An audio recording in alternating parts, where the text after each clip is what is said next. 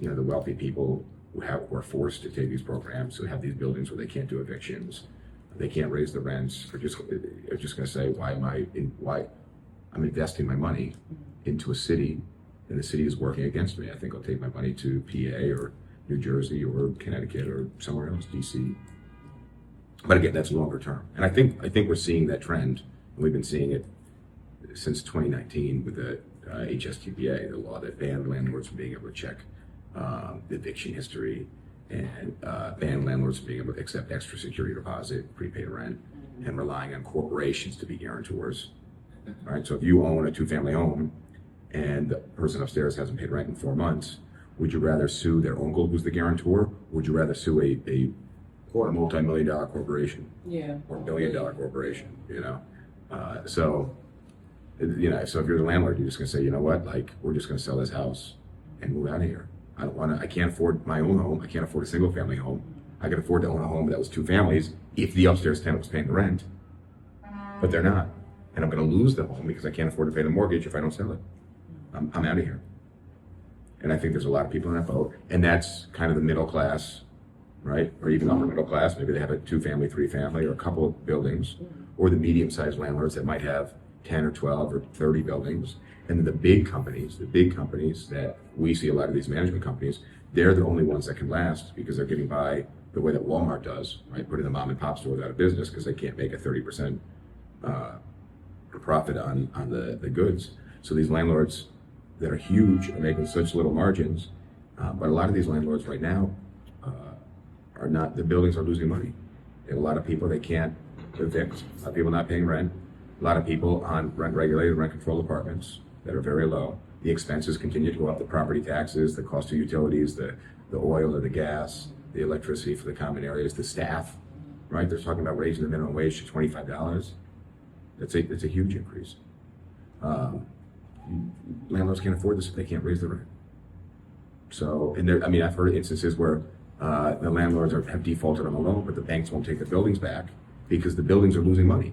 So to keep the building running, the building comes back to the bank has to pay the supers, has to pay the building staff, has to pay Con Edison, right? Has to pay the maintenance worker, has to pay the tax, and isn't making the money. The bank's like, we don't want it. That's exactly what's going on with that building up in the Bronx.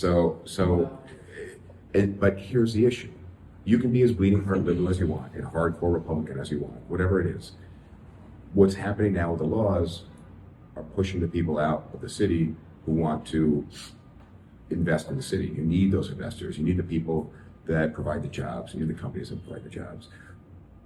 Without them, who's paying the taxes to subsidize these programs? Right? I was hearing that real estate in New York City is a bubble. There's a lot of overvaluation. Yeah, it's overvalued because landlords can't raise the rents. If there's somebody who's paying $900, they've been in that apartment for 23 years, and they move out, that place needs a gut reno. That's going to cost 80, 90 grand. Okay, labor is expensive. Materials are expensive. It's going to cost them 80 or 90 grand. That landlord can only raise the rent like $96 a month, which, let's round up for easy numbers, $100 a month. Okay, $100 a month times 12 times a year is $1,200. So if they spend 80 grand, they can only make that money up $1,200. It's going to take them 65 years to make that money back. So the math doesn't work.